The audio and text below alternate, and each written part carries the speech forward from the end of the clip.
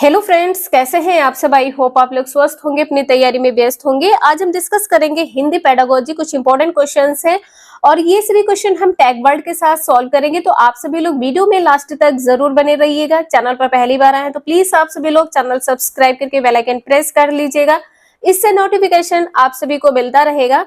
तो चलिए स्टार्ट करते हैं। क्वेश्चन यहाँ पर फर्स्ट दिया है, निम्नलिखित में से भाषा के बारे में कौन सा सही है।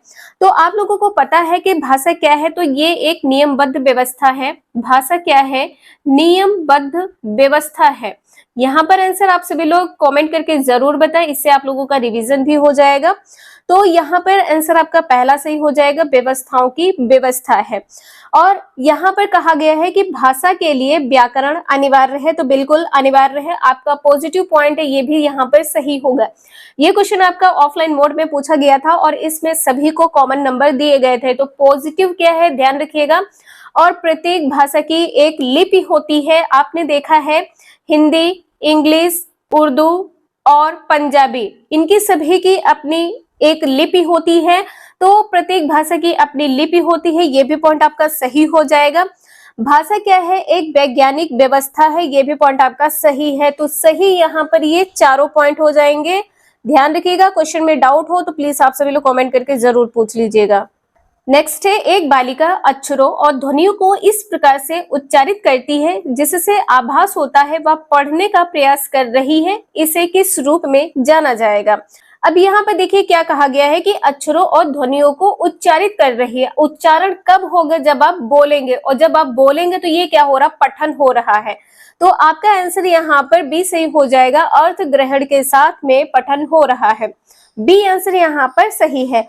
अगर आप लोगों को ये वीडियो थोड़ी भी यूजफुल लग रही हो, थोड़ा भी समझ में आ रहा हो, तो प्लीज एक लाइक जरूर कर दीजिएगा और कमेंट करके बताइएगा कि आपका आंसर यहाँ पर क्या सही है। नेक्स्ट है, कक्षा में द्वितीय भाषा का अध्यापन करते हुए अध्यापिका विद्यार्थियों को अंतःक्रिया करने एवं एक दूसरे को समझने की दृष्टि से अपनी घर की भाषाओं के प्रयोग की स्वतंत्रता देती है। यहाँ पर अध्यापिका किस युक्ति का प्रयोग कर रही है? अब यहाँ पर द्वितीय भाषा आपकी कोई भी हो सकती है। मान लीजिए आपकी इंग्लिश हो सकती है, या आपकी संस्कृत हो सकती है, या आपकी उर्दू हो सकती है। कोई भी भाषा यहाँ पर हो सकती है। तो आंसर यहाँ पर आपका क्या सही होगा? यहाँ पर आपका आंसर भाषा अंतरण और बहुभाषावाद सही हो जाएगा, क्योंकि क्लास में एक से अधिक भाषाओं की यहाँ पर बात की गई है। यदि क्लास में यदि हिंदी ही बोली जाती तो यहाँ पर एक भाषा होती, जबकि यहाँ पर क्लास में द्वितीय भाषा के अध्यापन की बात की जा रही है। तो या तो आपकी इंग्लिश होगी, या संस्कृत होगी, या उर्दू, कोई भी भाषा हो सकती। तो बहुभाषावाद यहाँ पर आंसर आपका सही होगा और साथ में यहाँ पर आपका भाषा अंतरण भी सही हो जाएगा।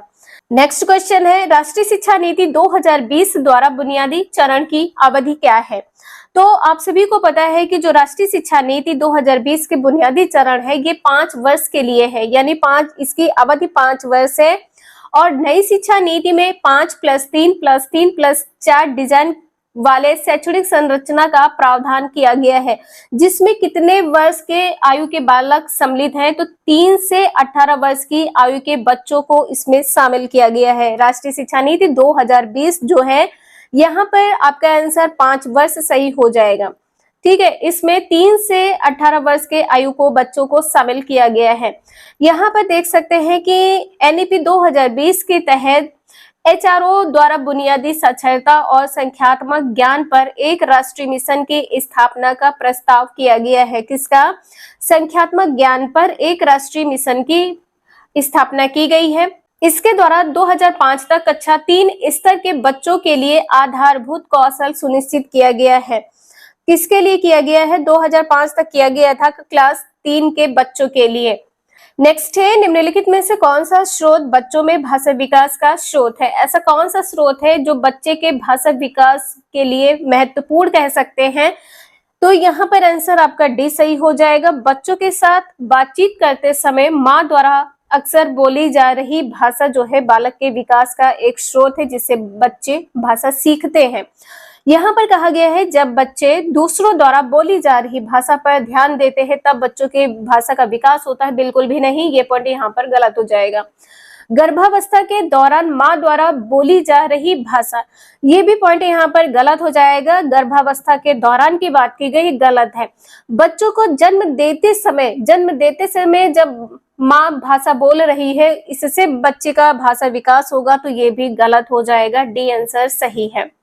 नेक्स्ट है, एक बालिका ने अभी हाल ही में बुनियादी चरण में प्रवेश लिया है। वह दीवारों और फर्श पर इस तरह आड़ी तिरछी लकीरें खींचती है जिनका कोई आकार या प्रतिरूप नहीं है।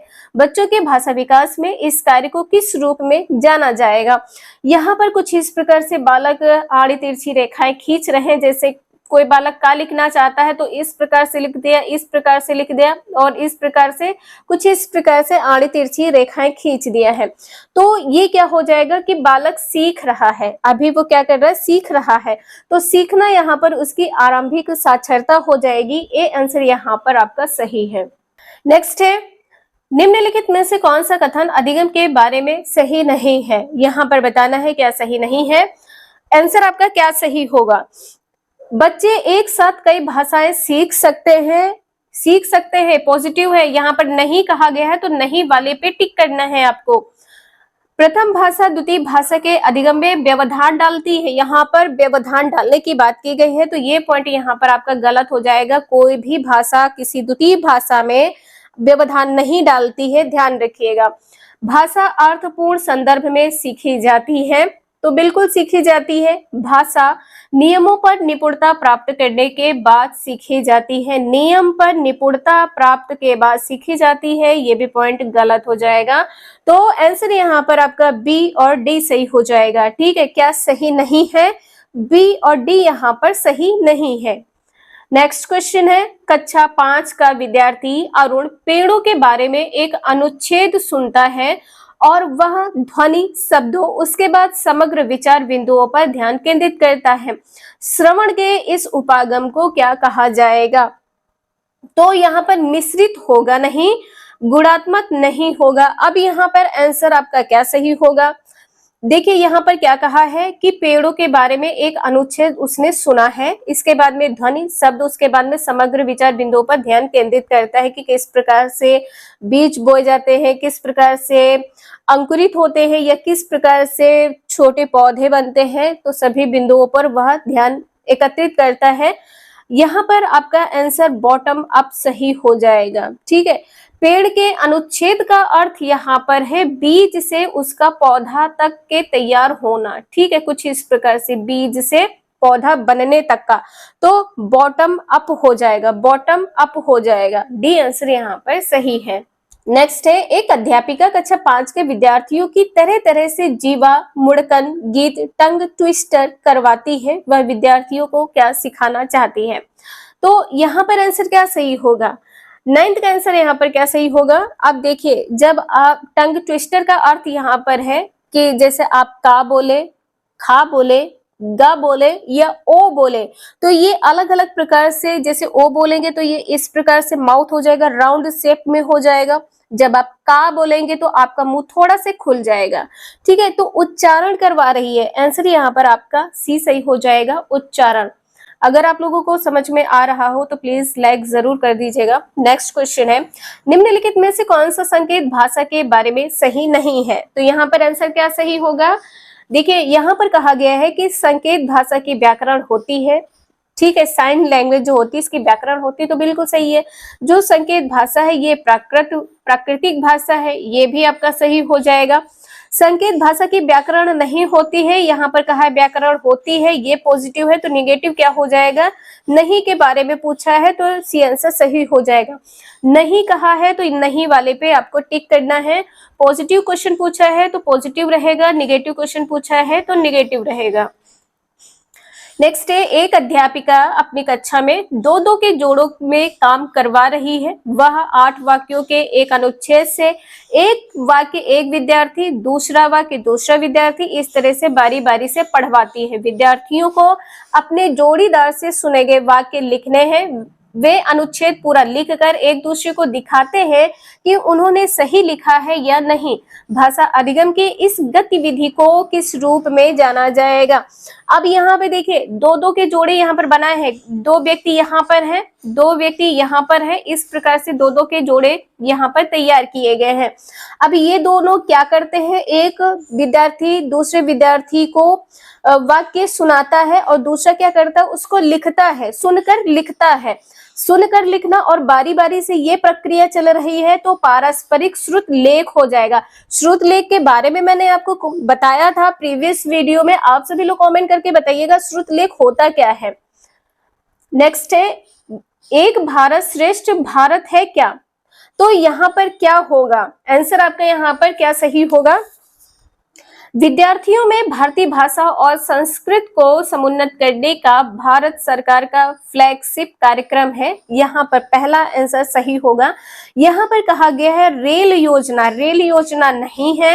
एकता को देखिए, यहाँ पर कहा गया है कि विद्यालय में सभी विद्यार्थियों में एकता को समुन्नत करने का कार्य, ये भी नहीं है। अन्वेषण का अर्थ होता है खोज करना, तो विद्यालय शिक्षा द्वारा भारत की प्राकृतिक संस्कृति परंपराओं इतिहास का अन्वेषण, यानी कि विद्यालय शिक्षा द्वारा, विद्यालय की शिक्षा के द्वारा इनका खोज करना, यह भी गलत हो जाएगा। नेक्स्ट क्वेश्चन है, एक अध्यापिका अपने विद्यार्थियों के कक्षा और कक्षा के बाहर किए गए अधिगम के उदाहरण संग्रहित करके समग्र आकलन हेतु उपयोग उनका प्रयोग करती है। आकलन की इस प्रक्रिया को किस रूप में जाना जाएगा? तो आंसर यहाँ पर आपका क्या सही होगा, आकलन कर रही है, आकलन करना पोर्टफोलियो हो जाएगा। आंसर यहाँ पर आपका सी सही हो जाएगा। कल्पनात्मक पाठ की समाप्ति के बाद किया जाता है, ठीक है, पाठ की समाप्ति के बाद किया जाता है। और ये कब किया जाता है? तो जब कोई एक कोर्स कंप्लीट हो जाता है, इसके बाद में परीक्षा होती है, तो यहाँ पर उसकी बच्चे की उन्नति का पता लगाया जा सकता है, उन्नति या उपलब्धि का पता लगाया जाता है, ठीक है, उपलब्धि का पता लगाया जाता है।